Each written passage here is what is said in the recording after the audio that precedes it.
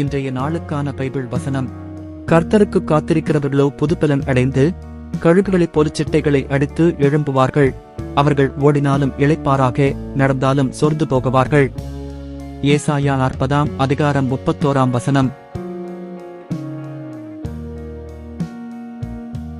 வசன விளக்கம்.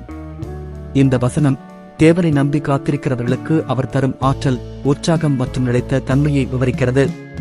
கர்த்தருக்கு காத்திருக்கிறவர்கள் என்பது தேவனுடைய நேரத்தை காத்திருந்து அவரது வழிமுறைகளை எதிர்பார்ப்பவர்கள்.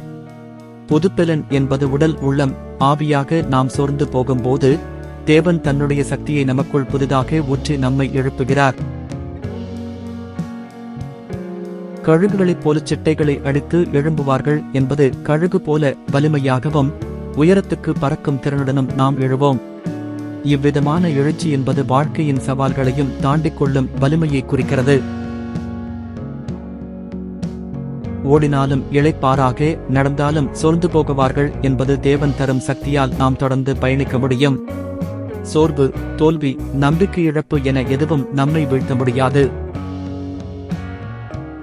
இதுவே கர்த்தரை நம்பும் மனிதனுக்கான வாக்குத்தத்தம். எந்த நிலைமையிலும் அவர் உதவுகிறார், நம்மை வலிமையாக்குகிறார். ஜெபம். தேவனே, உமது வார்த்தையின் வாக்குத்தத்தத்திற்கு நன்றி செலுத்துகிறேன். என் வாழ்க்கையின் பல பகுதிகளில் சோர்வும் தளர்வும் ஏற்பட்டிருக்கிறது. ஆனால் உம்மை நம்பி காத்திருக்கும் போது நீர் எனக்கு புதுப்பலன் கொடுப்பதாக வாக்கு தந்தீர். கர்த்தாவே, நான் எழும்பச் செய்யும் போது கழுகு போல செட்டைகளை அடித்து என் வாழ்க்கையின் உயரங்களை நோக்கி பறக்கச் செய்து உம்முடைய வலது கரத்தால் என்னை தாங்கும் கிருபை தாரும். எப்பொழுதும் உம்மை நம்பும் நம்பிக்கையை என் உள்ளத்தில் நிலைநிறுத்து. உம்முடைய நேரத்தை காத்திருக்கும்படியான பொறுமையும் விழிப்பும் எனக்குள் இருக்கச் செய்யுங்க. துயரமான நேரங்களிலும் நீர் என் துணையாக இருப்பீர் என்பதில் நான் நம்பிக்கை வைக்கிறேன். என் உள்ளத்தையும் ஆவியையும் புதுப்பி என் வாழ்க்கையை உமக்கு மகிமையாக மாற்றும். இயேசுவின் நாமத்தில் ஜெபிக்கிறேன். ஆமேன். இந்த வசனம் உங்களுக்கு இன்று வலிமையையும் நம்பிக்கையையும் தரட்டும்.